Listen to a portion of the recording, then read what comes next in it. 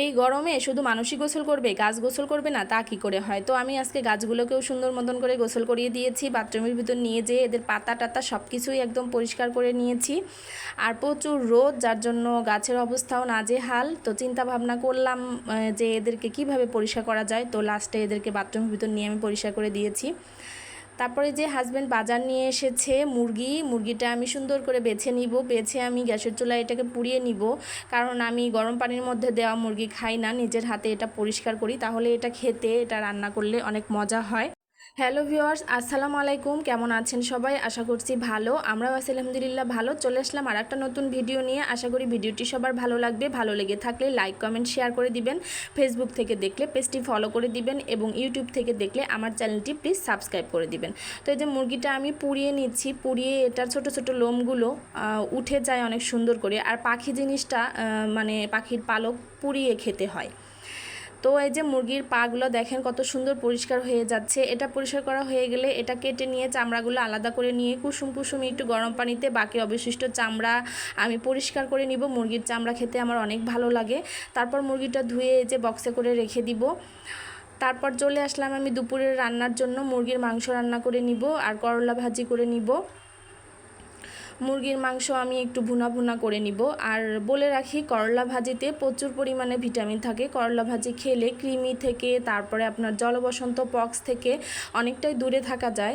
ছোটোবেলায় যখন করলা পছন্দ করতাম না, ভর্তা করে যখন আমার মা দিত তখন একদমই খেতে পছন্দ করতাম না, মানে তিতা লাগতো এটা ভেবে। কিন্তু এখন বুঝি যে করলার কতটা গুণাগুণ। আমি করলা ভর্তা, তারপরে যে ভাজি সবসময় প্রায় খেয়ে থাকি করলার যখন সিজন থাকে।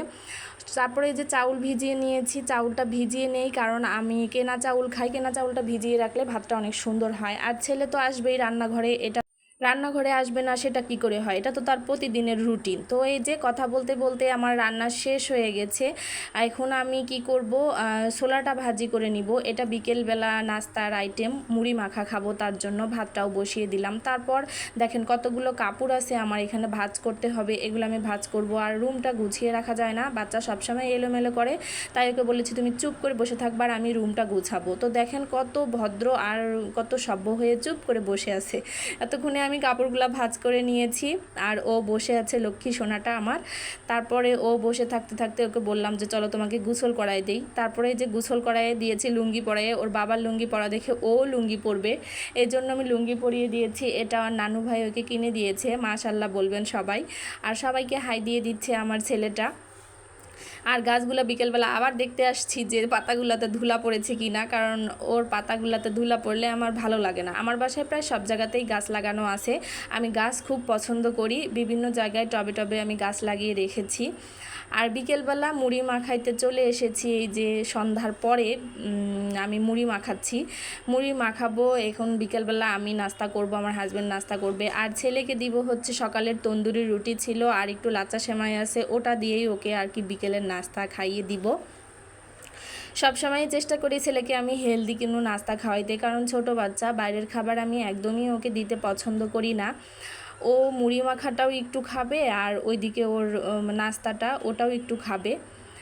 তো আজকের ভিডিও এখানেই শেষ করব। ভিডিওটি ভালো লেগে থাকলে বেশি বেশি করে শেয়ার করে দিবেন, কমেন্টে জানাবেন কে কোথা থেকে ভিডিওটি দেখেছেন। পরবর্তীতে নতুন কোনো ভিডিও নিয়ে হাজির হব। ততক্ষণ পর্যন্ত সবাই ভালো থাকবেন, সুস্থ থাকবেন, সবার জন্য শুভ কামনা। আল্লাহ হাফেজ সবাইকে।